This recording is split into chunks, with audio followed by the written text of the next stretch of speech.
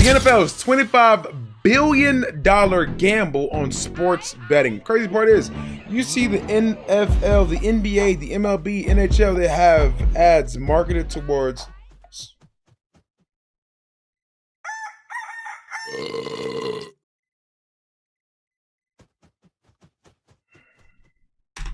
Now Seabiscuit by a length and a half. Wolf has put away his whip. Seabiscuit by 3. Seabiscuit by 3. Seabiscuit is the... I want to have a dog and name him Seabiscuit.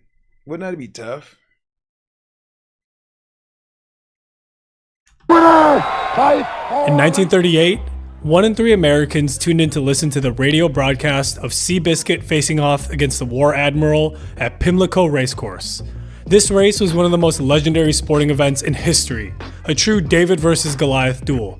There's War Admiral, the 1937 Triple Crown winner, who won 21 out of his first 26 starts.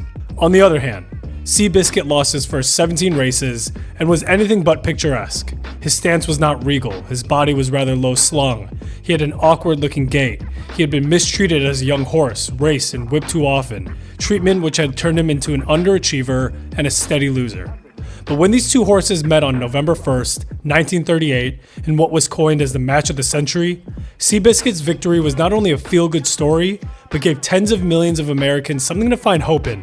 1938 was a tough year. America was still in the midst of the Great Depression, Nazi Germany was building up for World War II, and when H.G. Wells' The War of the Worlds was broadcast on radio, many people thought that an actual alien invasion was taking place. Seabiscuit served as a symbol of hope and light for Americans of all socioeconomic I was going to say, wasn't this a movie? classes. And there have been many Seabiscuit type figures in sports, those that have risen above their circumstances and given people hope. But there's another reason why Seabiscuit was so special, and that is because people made a lot of money off of that. Bro, get this video out of my face.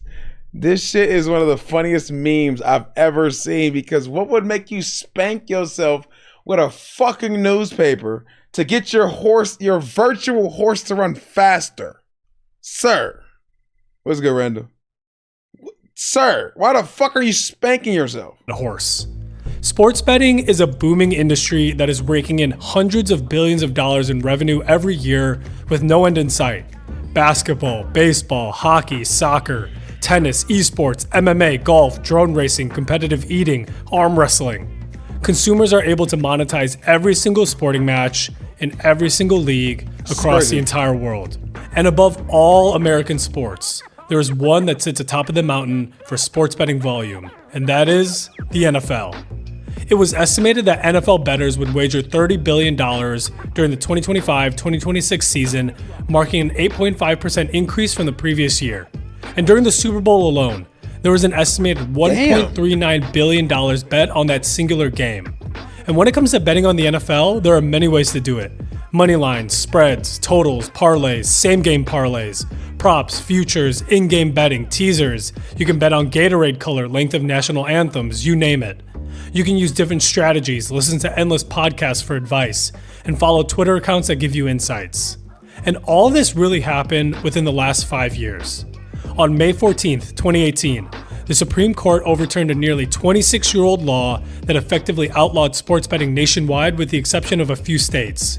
By declaring the Professional and Amateur Sports Protection Act unconstitutional by a 6-3 vote, individual states regained the authority to legalize and regulate sports betting.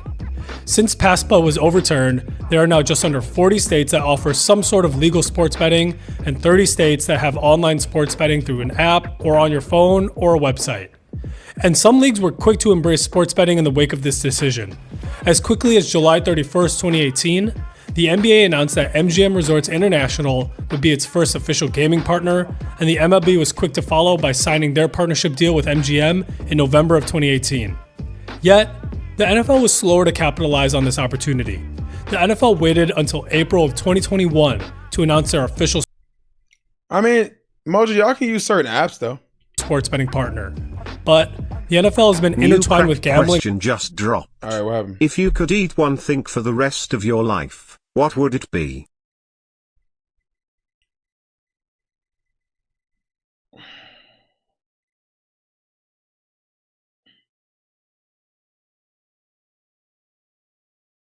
Damn. It would honestly.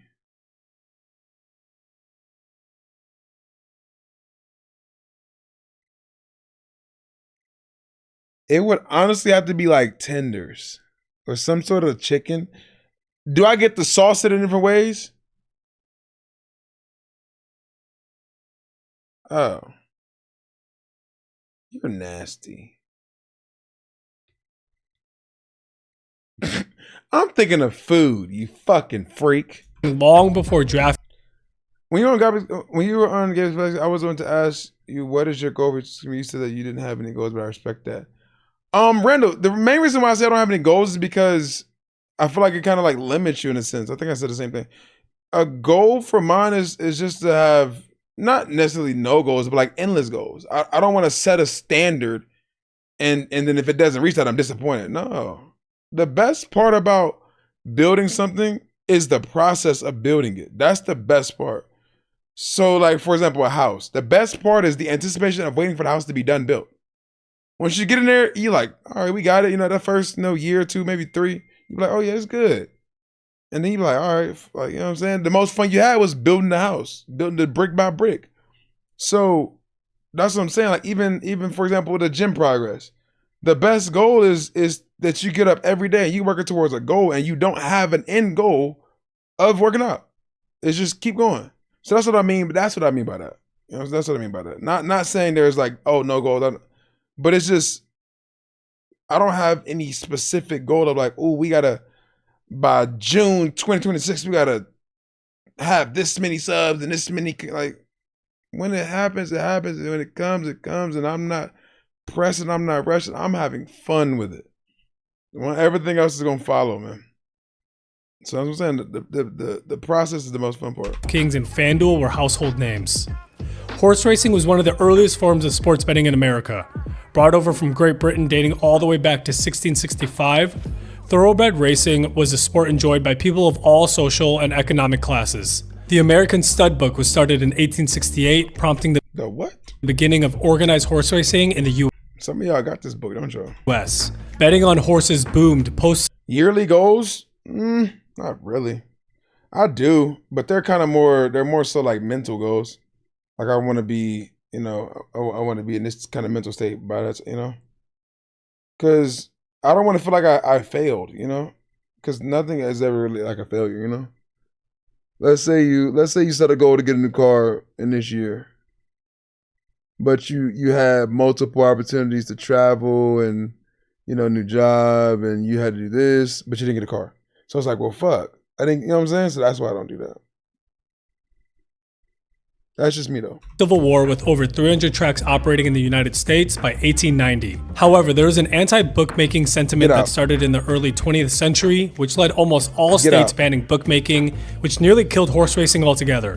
But in the early 1910s, with New York's legalization of pari-mutuel betting, the industry turned around and began regaining its footing in the United States.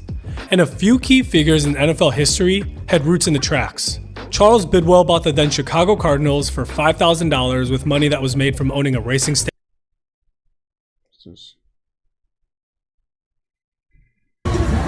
Micah Parsons recorded all the female cheerleaders and then put the camera down when he got to the male cheerleader.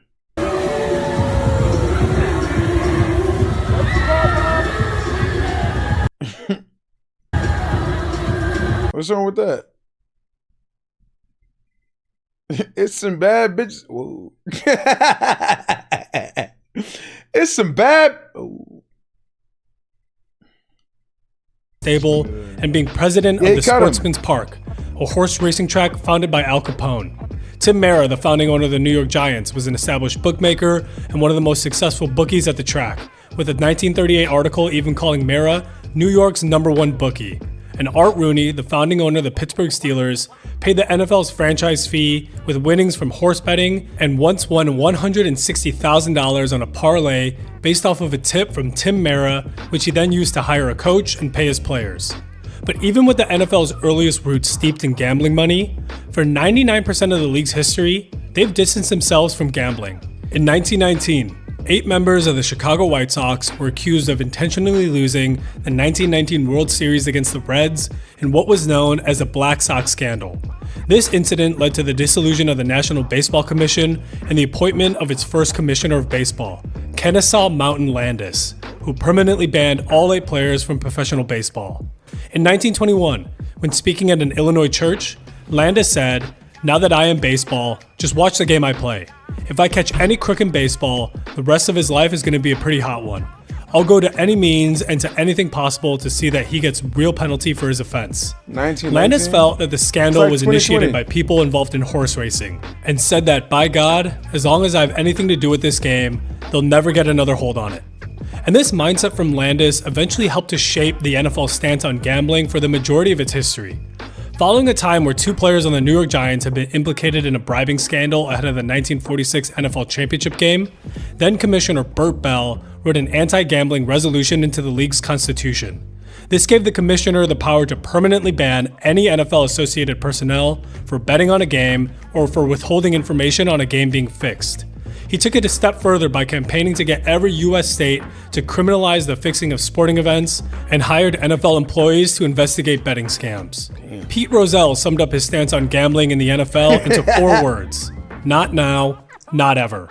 When a league investigation found 2 players betting on games and being associated with well-known gamblers, Rozelle indefinitely suspended both players and said, "I thought about it at length. The maximum penalty for a player would be suspension for life," although both players were reinstated the following season. And in 1975, when faced with the possibility of betting becoming legalized, said, "Some people want prostitution, some people want drugs. Why don't you legalize prostitution and drugs? Some people..." I'm sorry, comparing betting to prostitution and drugs is a fucking reach, in my opinion. I'm sorry. Prostitution is, we know what that is, so I'm not going to extend on that. Drugs is also, yeah. Betting though, like, come on. It's not valid, RC. The reason why I say it's not valid is because drugs can literally kill you. I mean, betting, you have to make decisions for betting. You can put the bets down when you run out of money. But drugs, you can overdose the first time off of something that you didn't even know was in it, and you can die. No, I know what point he's trying to make is that it's addicting. But I would have. This is a yeah. People may want to bet, but that is no reason to legalize it. And also said, "The world knows no less rational person than a losing bettor." Paul Tagliabue told Congress, "We do not want our games to be used as bait to sell gambling," and was an adamant supporter of the Professional and Amateur Sports Protection Act in 1992, which outlawed sports betting nationwide, excluding a few states. Then there's Roger Goodell. There was a time when Roger Goodell was a college student with a dream of becoming a general manager of an NFL team. But after rejection letters began piling up from franchises, he took his second best option in an internship in the league office. Quickly rising up the ranks, Goodell became the NFL's first chief operating officer in 2001, being responsible for expansions, realignments, stadium developments, the growth of the NFL business units, and was a key player in the negotiating team that produced the NFL's TV agreements. But when Goodell became commissioner in 2006, one thing was clear. He was interested in growing the game. There was a time in the late aughts where baseball revenue was expected to top those of the NFL. Goodell was never going to let this happen. In 2010, during annual league meetings, Goodell announced a revenue target that left the audience of owners and executives in shock. $25 billion in revenue by 2027. At the time, NFL revenue was around $8 billion, double the amount that it had been 17 years prior. And now Goodell was aiming to nearly triple that revenue figure in the next 17 years. And the league is almost there. Last fiscal year, the NFL reported a revenue figure of $23 billion, marking a 14% increase from the previous year. This was done with an incredibly large media rights contract, a 17th regular season game added in 2020, an extra playoff game added in 2021, the likely implementation of an 18th regular season game in the near future, and sports betting. But there was a time when Goodell took the stance of commissioners that came before him, and do y'all think it should be a preseason or should the season just start?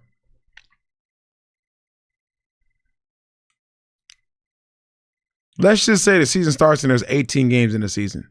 Do y'all think it should be preseason the same? Like, do y'all think there should be preseason or no?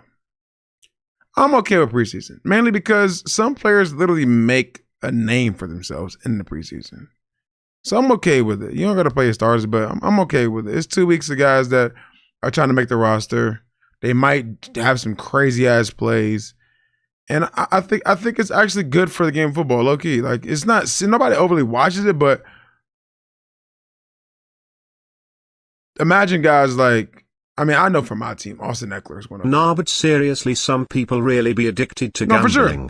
I saw a nigga complaining that his over on Dean Wade didn't hit.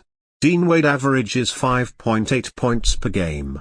Do you know how down bad you have to be Dean Wade overs in 2026? Well, yeah. I mean, yeah. Pose the thought Cam did that. of gambling coming to the NFL. In 2012, when asked if he would ever consider putting a franchise in Vegas, Goodell replied, "Not when I've been commissioner." Later, when asked, "What threats are there to the integrity of pro football in the United States?" Goodell replied, "Gambling would be number one on my list." But Goodell was and is a man of money, and his bosses are the 32 NFL owners whose often fraud objective is to make more money. So Goodell's stance has been very wishy-washy on this topic throughout the years as well. So in 2016, Goodell softened his stance by saying, "All of us have evolved a little bit on gambling." 1 year later, he said, "We're also going to evaluate the Raiders' case on the relocation application in what's in the overall best interest of the league." Then a mere 2 months later after that, he stated, "We are not changing our position as it relates to legalized sports gambling. We still don't think it's a positive thing." But once PASPA was overturned in 2018, from the beginning of Goodell's statement, you'd think he kept his previous stance with words like, "There is no greater priority for me as a commissioner of the National Football League than protecting the integrity of our sport. And our fans and our players and our coaches deserve to know that we are doing everything possible to ensure no improper influences affect how the game is played on the field." But as you get further into that statement, you could see how the league was already preparing for the landscape that we have today. We have spent considerable time planning for the potential of broadly legalized sports gambling and are prepared to address these changes in a thoughtful and comprehensive way.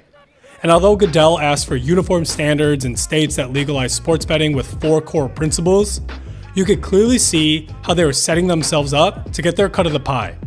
Points 1 and 4 talk about protecting consumers and providing law enforcement with resources to protect fans and penalize bad actors. But sandwiched between those points are sports leagues can protect our content and IP, and fans will have access to official, reliable league data. Goodell wanted to make sure that the NFL was going to get their cut. When PASPA was first overturned, some leagues wanted to charge an integrity fee, a 1% fee of the total amount wagered.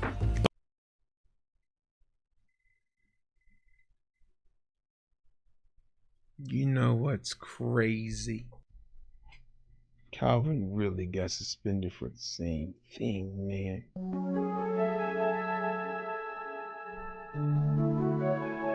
That really makes you think.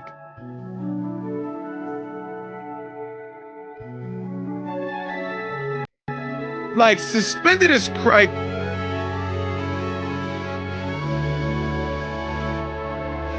Why you say fuck Calvin? Okay, well, I thought we was gonna have a nice little dialogue. He said, "Fuck Calvin." All right. But the NFL knew better. Calvin, fuck. Rather than putting the burden on the consumer, they were going to charge the sports books. In 2021, a tri-exclusive agreement was signed with Caesars Entertainment, DraftKings, and FanDuel, all as official sports betting partners in the NFL, in a groundbreaking deal worth just shy of $1 billion.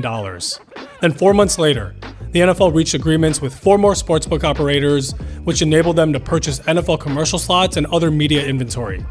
The NFL doesn't make money directly from betting. Instead, sportsbooks become official partners. I was worried about him and he was betting. And only those partners are able to pay for the rights to use NFL trademarks, have real-time data, and use advertising slots. A Nielsen sports study commissioned by the American Gambling Association in 2018 stated that the NFL's annual revenue may increase by $2.3 billion a year in a response to sports betting. The NFL hated gambling, until it didn't. In 2024, Goodell was asked how much louder it's gotten with fans complaining about officiating and games being scripted. Goodell said, "I haven't felt that at all." Man, fuck out of here. Fuck out of here. We can name plenty of games we felt was scripted. Cause some of the calls that be getting made just be stupid. I ain't gonna lie to you, bro. They just be stupid. I'm good. But we all know that's not true. Because in 2012, Goodell saw this coming when he said, if gambling is permitted freely on sporting events, normal incidents of the game such as bad snaps, drop passes, turnovers, penalties, and play calling inevitably fuel speculation, distrust, and accusations of point shaving or game fixing. But people are already feeling the side effects of this newly booming industry. A recent poll from the Pew Research Center found that 43% of US adults say the fact that sports betting is legal now in much of the country is a bad thing for society, a number that is up from 34% from 2022.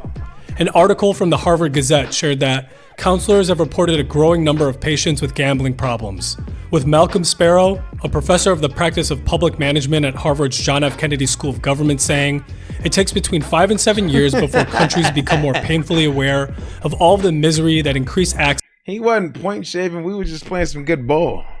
Wrecks on public health, public finances, and so on. Internet searches for help with gambling addiction, such as, that was just good ball. I am addicted to gambling, have increased 23% nationally from 2018 through June 2024. And sports betting has also fundamentally changed the way that NFL games are consumed. Fans are now engaged in meaningless games just to follow their bets.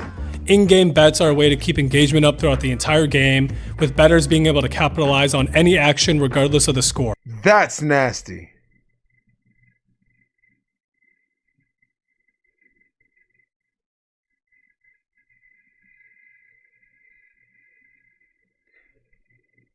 That's nasty. Up throughout the entire game, with bettors being able to let me wash my mouth because we got a very nice stream on Friday and Sunday. Capitalize on any action what is gooping? Regardless of the score. A 2025 study found that 15% of NFL viewers placed a bet on a game they were watching, and those who did were significantly more engaged throughout the broadcast.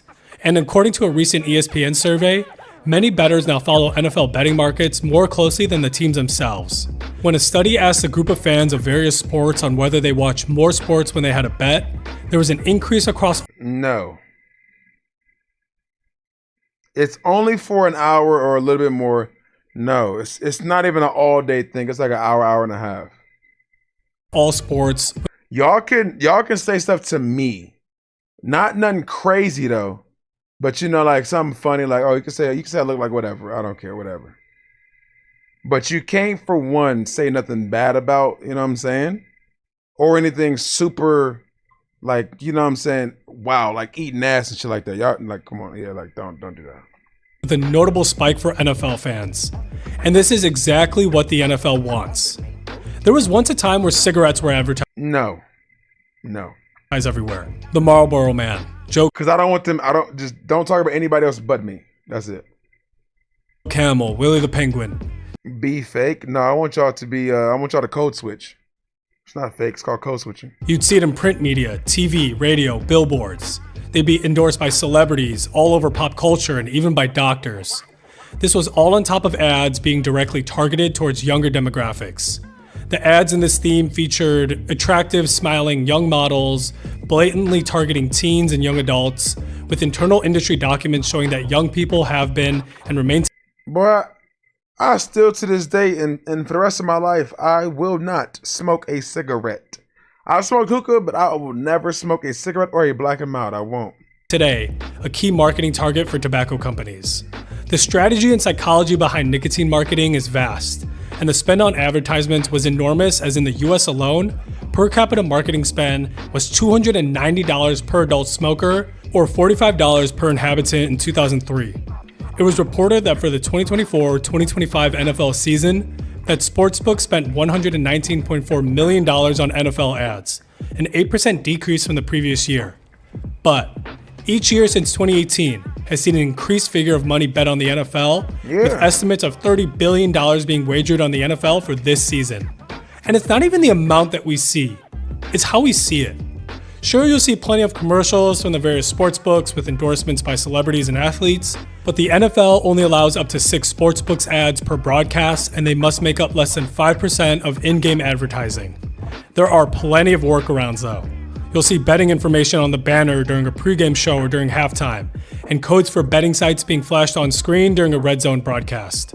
And the thing is, sportsbooks don't need to spend as much on expensive traditional television advertising anymore. The content creators we watch or podcasts we listen to as sportsbooks as their presenting sponsors, or these sportsbooks have their own content networks to seamlessly integrate their products into a football conversation.